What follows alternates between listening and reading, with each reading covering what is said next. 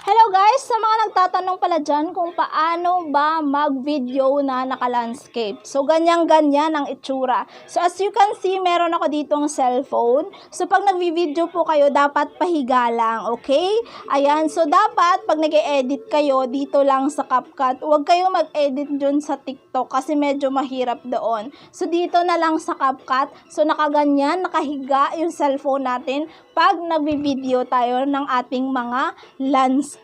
Okay? So, ganyan lang po siya kadali mag-video. No? So, konting tip lang dito sa ating pag-video ng landscape.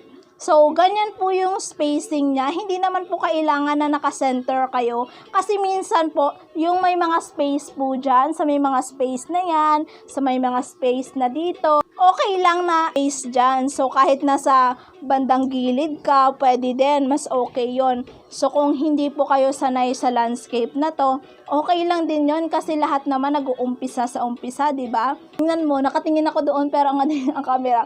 Kung saan po, tapos lagi po nating sanayin na dapat nakatingin tayo sa camera, hindi sa mukha natin. Kasi pag sa mukha, hindi ka nakatingin dyan sa audience mo. So, dapat ganito. So, hindi naman po, disclaimer, hindi po ako magaling talaga sa mga video na to. So, alam ko lang po yung mga basic.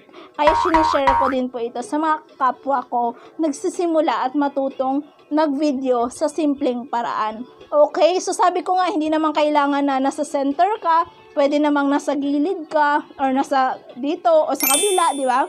Kasi guys, minsan, pag nag-edit tayo, pag may mga space kasi dyan, pwede nating lagyan niya ng mga pop-up videos, or pop-up pictures, or mga, wait lang.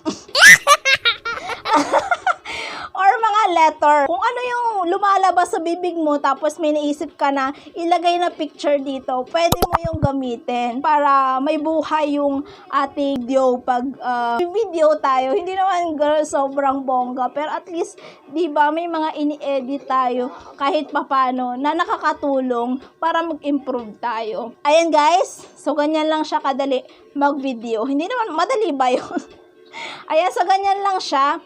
So, itry po natin lagi nakatingin tayo sa camera. Pero sabi nga, mayroon ako napanood na nagvo-vlog din siya na mas maganda daw talaga na ka-back yung phone mo pag nagvi-video ka. Kasi, hindi mo nakikita ang face mo and makakatutok ka talaga dun sa camera. So, pwede naman yun. Pero kung nakasanayan mo na front camera, ang kailangan mo lang talagang gawin is laging nakatingin ka dyan sa camera na yan para hindi dito. Kasi pag dyan ka nakatingin sa mukha mo, hindi ka nakatingin doon sa mga audience mo. So, yan lang yung medyo mahirap ngayon. Kasi nga, minsan ako, nasanay na din ako na nakatingin sa mukha ko. Kasi syempre, tinitingnan ko kung maganda ba ang pagkasalita ko, pagkasabi ko. Pero hindi ko pala naisip na may kausap din akong mga audience na nanonood ng mga videos ko. Pero yun lang siguro yung konti nating aralin kung paano pa natin sanayin yung ating pagbi-video na nakatingin sa camera mismo. Sana nagustuhan nyo yung video na to.